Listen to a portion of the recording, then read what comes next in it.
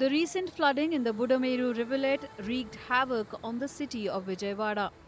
On August 31st, flooding in the rivulet disrupted life in more than half of the city. The flooding was the result of record rain in several parts of Andhra Pradesh due to a depression in the Bay of Bengal.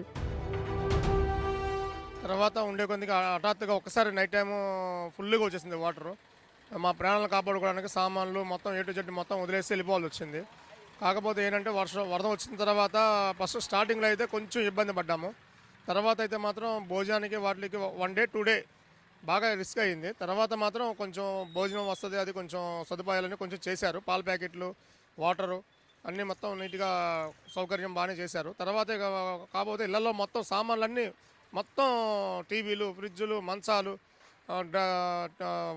Dressing tables, washing మిషన్లు అన్నీ A to Z 9 అడుగులు లోతు వచ్చినాయండి water.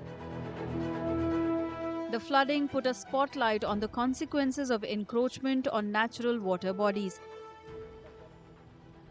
Budameru, a small rivulet originating in the Khammam district of Telangana, flows through the NTR district before draining into Kolleru Lake in Eluru. Kolleru Lake in turn empties into the Bay of Bengal through the Upputteru River, which serves as the lake's sole outlet channel. Torrential rains combined with the inflow from the swollen Budameru rivulet caused widespread flooding in many parts of Vijayawada.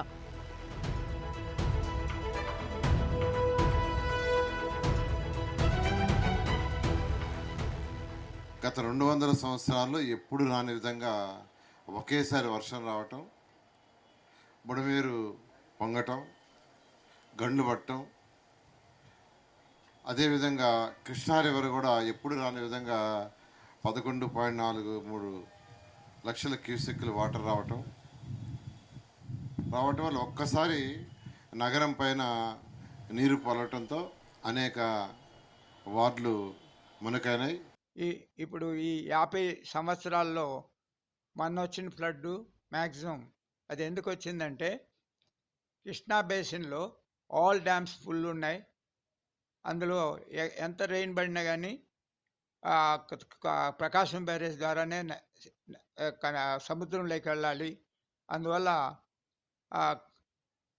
4 రోజులకు ముందు నుంచే 4 రోజుల ముందంటే 26 August నుంచే regulation start అయినా కానీ మనకు August 31 September 1లో తెలంగాణలోను ఆంధ్రాలోను 34 సెంటీమీటర్ల రెయిన్ఫాల్ పడింది ఒకే రోజులో.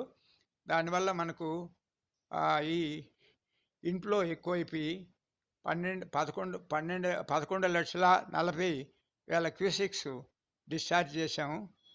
వరదలకు సంబంధించిన సూచికలు అన్నీ వచ్చాయి. కానీ ఈ డౌన్ఫోర్ వల్ల కొన్ని ఎన్క్రోచ్మెంట్స్ జరిగాయి. అది మన విజయవాడ పశ్చిమంలో ఎన్క్రోచ్మెంట్స్ జరిగాయి. ఆ లో లెవెల్ కాలనీలు అంతా ఆ బుడమేరు అవి గండ్లు పడిన దానివల్ల అక్కడ అంతా మట్టి ఉంటుంది, ఎక్కువ రాయి ఉండదు, ఈజీగా గండ్లు పడింది. అందులో ఎన్క్రోచ్మెంట్ అయ్యి ఇండ్లు కట్టిన దానివల్ల అక్కడ ఒక 4 కాలనీలు బాగా మునిగాయి. 4 రోజులకు ముందు నుంచే 4 రోజుల ముందంటే 26 ఆగస్టు నుంచే రెగ్యులేషన్ స్టార్ట్ అయినా కానీ మనకు ఆగస్టు 31 సెప్టెంబర్ 1లో తెలంగాణలోను ఆంధ్రాలోను 34 సెంటీమీటర్ల రెయిన్ఫాల్ పడింది ఒకే రోజులో. దానివల్ల మనకు ఈ ఇన్ఫ్లో ఎక్కువైపోయి 11,40,000 క్యూసెక్స్ డిశ్చార్జ్ చేశాము. After a week of flooding, water started receding throughout the city as the inflow into the Budameru rivulet reduced to some extent. The state government then initiated large-scale sanitation operations and began working on ensuring that contagious diseases do not break out. Medical camps in the flood-hit areas have also been set up. सबका बहुत बहुत बहुत नुकसान हो गया sir. And आ रहे पानी का टैंकर लेके आ रहे, फायर का भी आ रहा है, वो आके पूरा घर पूरा साफ़ कर रहा है. लेकिन थोड़ा ट्राई कर रहे हैं वो लोग के हिसाब से, वो लोग ट्राई कर रहे हैं लेकिन जल्दी नहीं हो पा रहा है.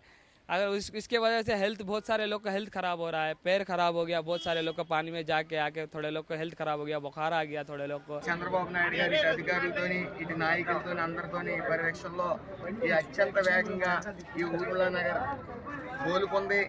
అందరికీ నిత్యావసర వస్తువులతో పాటు అలాగే దుప్పట్లు, అలాగే కూరగాయలు, రైస్ ప్యాకెట్లు కూడా అందజేయడం జరుగుతుంది. తిరుబండరాలు కూడా అందుతూ ఉంది. ఎన్నడూ లేని విధంగా ఈ చాలా సంస్థలు, స్వచ్ఛంద సంస్థలు ప్రతి రాష్ట్రం నలుమూలల నుంచి వచ్చి సహాయ కార్యక్రమాలు చంద్రబాబు నాయుడు గారి పిలుపు మేరకు అందరూ వచ్చి ఇక్కడ మరి సేవా కార్యక్రమాల్లో Mulugu తేలుతున్నారు. Across the state, at least 45 people have died due to flood-related incidents. 2 lakh houses, including 1.4 lakh single-floor residences, have suffered extensive damage due to the floods.